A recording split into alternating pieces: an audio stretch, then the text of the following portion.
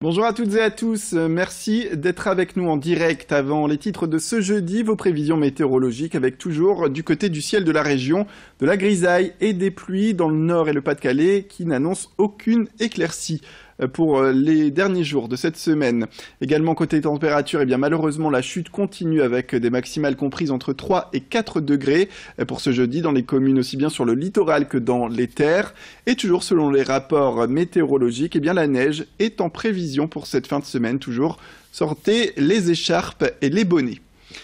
Les titres, et on le rappelle, l'accès au métro dans la métropole lilloise sera d'ici à 2020 entièrement équipé de portillons d'accès, à l'image de ceux qu'on peut retrouver à Paris. Et le premier d'entre eux a été inauguré par Damien Castelin, le président de la métropole européenne de Lille, ce jeudi matin, en gare de Lille-Europe. Un rendez-vous pris avec le ministre de l'Action et des Comptes Publics, Gérald Darmanin, qui est ancien maire de Tourcoing et actuel vice-président chargé du contrôle d'accès sur les transports publics au sein de la métropole européenne de Lille.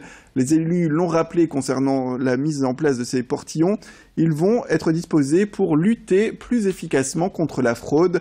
L'objectif fixé est ainsi de descendre à 5% de fraude d'ici 2024. L'investissement, en tout cas pour l'installation de 60 portiques à terme, est de plus de 60 millions d'euros. Mais la métropole européenne de Lille espère récupérer ainsi 5 millions chaque année grâce à la baisse justement de la fraude. L'an prochain, d'autres portiques vont arriver aux stations notamment République Beaux-Arts, Eurotéléport, Tourcoing Centre, Porte de Douai, Gare de Lille-Flandre et Porte des Postes. Céline Nuret est allée rencontrer le président de la métropole européenne de Lille pour parler justement de l'aspect sécurité avec ces portillons. Nous avons le lien tarification sociale, baisse du taux de fraude et sécurité. Il faut que nos concitoyens se sentent bien dans nos métros, dans nos transports.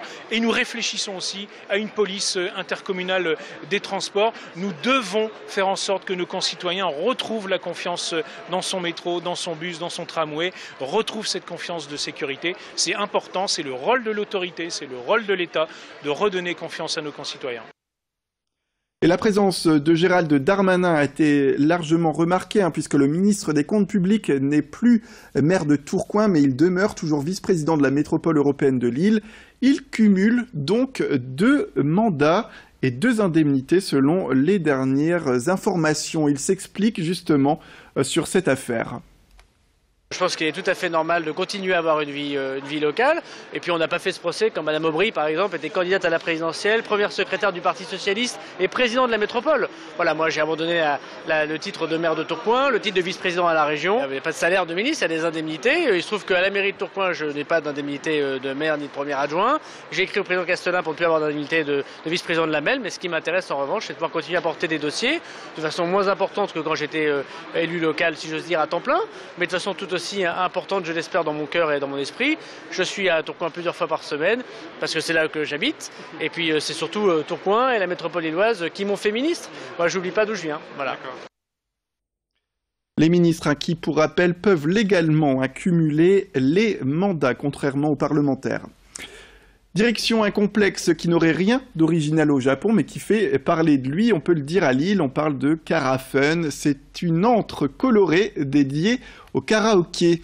À l'image du pays du soleil levant, eh bien, il veut permettre au public de se détendre au maximum grâce à des sélections de dizaines de milliers de titres à découvrir, le tout avec des salles intimes, histoire quand même de ne pas avoir la honte devant ceux qu'on ne connaît pas, car déjà avoir la honte devant ses amis, c'est difficile. Autre originalité, c'est la possibilité pour le public de se déguiser sous le siège avec des accessoires qui permettent de se glisser dans la peau de ses chanteurs favoris.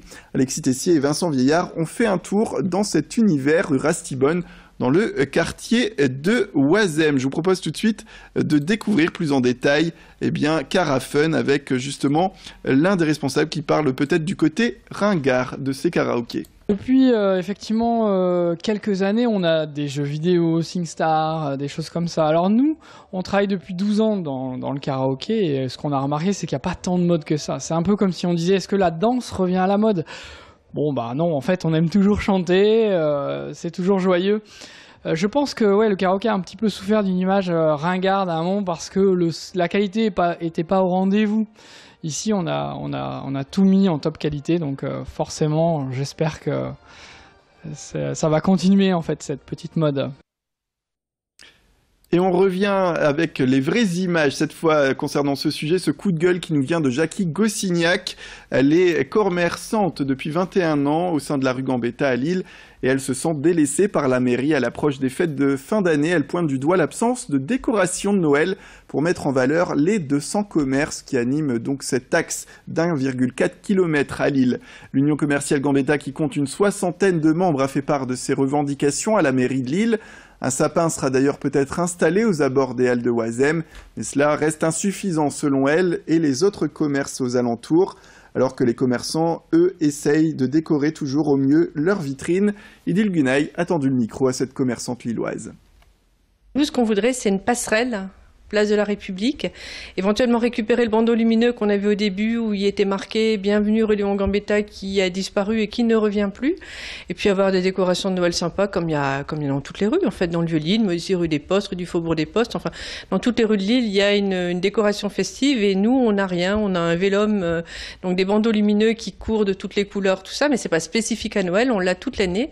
On aimerait quelque chose de plus spécifique à Noël afin d'avoir autant de monde l'après-midi rue Gambetta qu'il y en a sur le marché de Noël ou Place Riour, ou au moins un petit peu plus en tout cas, parce que là du coup ça a découragé complètement les commerçants d'ouvrir leur commerce le dimanche, dans le sens où de toute façon il n'y a personne, quoi. Voilà, c'est la fin de cette édition. Merci à toutes et à tous de nous avoir suivis. Restez avec nous tout de suite dans cette édition. Bien sûr, vous allez retrouver tout de suite dans quelques secondes la météo avec des prévisions, vous allez le voir, comme on le disait en début de flash, assez maussades. Et puis après la météo, bien sûr, un nouveau flash qui arrive au prochain quart.